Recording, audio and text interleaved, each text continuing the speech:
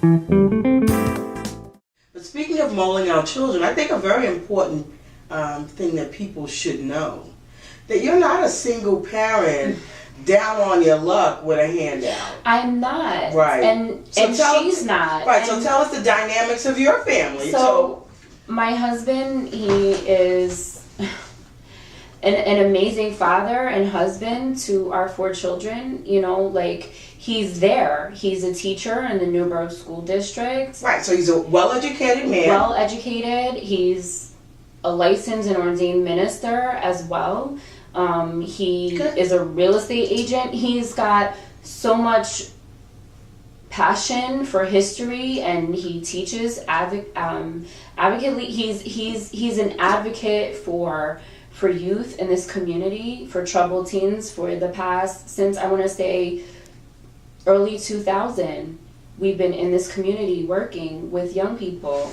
And you don't sound like, a 3rd grade dropout. I served in the military in the Air Force for 8 years. Yes, thank you for your service. Thank you. I also am a licensed minister. I have, a degree in human resources. Like, I'm not a stereotype that people would try to portray of someone, a resident of Newburgh. And, there are educated, loving people who live here. Yes. And we want, moving forward, to be viewed as that. The same social issues that Newburgh has, are the same social issues that Monroe and Cornwall and Middletown and all the surrounding Goshen and all these places have the same social issues of crime, of drugs and alcohol, of teenage pregnancy, of all these things. They're affecting the surrounding communities just like it's affecting Newburgh. Yeah, but you don't hear about that. It's not portrayed that way. No, and that's a whole nother show that we could probably do, because even I felt the brunt of,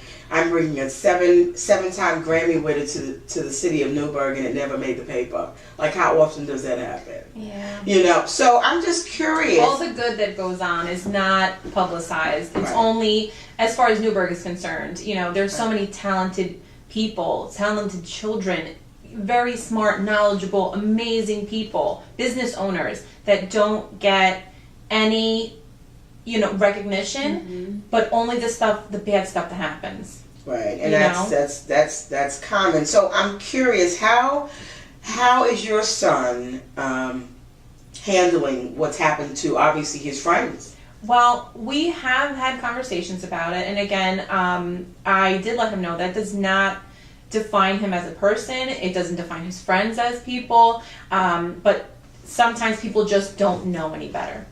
And that's why they speak that way. And that doesn't speak about your friends. It doesn't speak anything about you. You know yourself. You're smart. You're an awesome kid. Your teammates are all amazing children. And you've got so much potential. So don't ever let somebody's negativity really get to you. And I can see, like Melissa said, her children are bothered by that.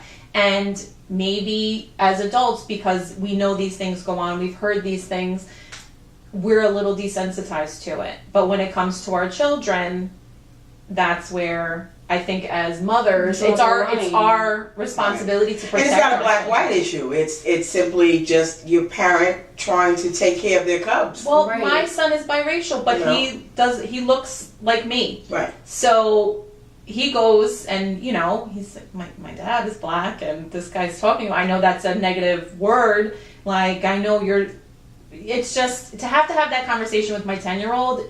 I think it bothered me more than anything. Yeah, right. Because that protective, that mama bear, that goes into effect. Like, wait a minute, like, you can talk about me all day if you want, but when it comes to my children, that instinct to protect them just rears up. And you want them to know, like, no, you are special, you're important, you're a prince, you are not these negative things that these people are portraying you as because you play for the City of Newburgh team, and just moving forward, I think what you asked, like, what do we want to see from this is just an acknowledgement that yeah, this did happen. We're not making this up for just kicks.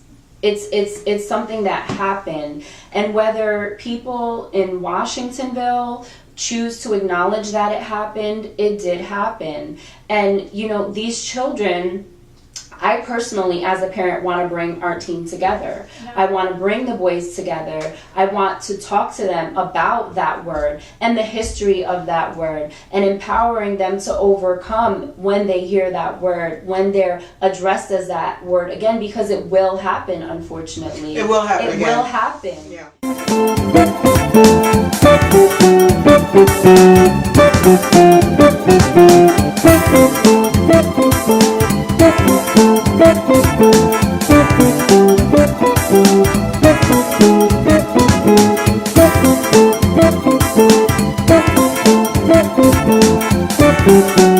Thank you.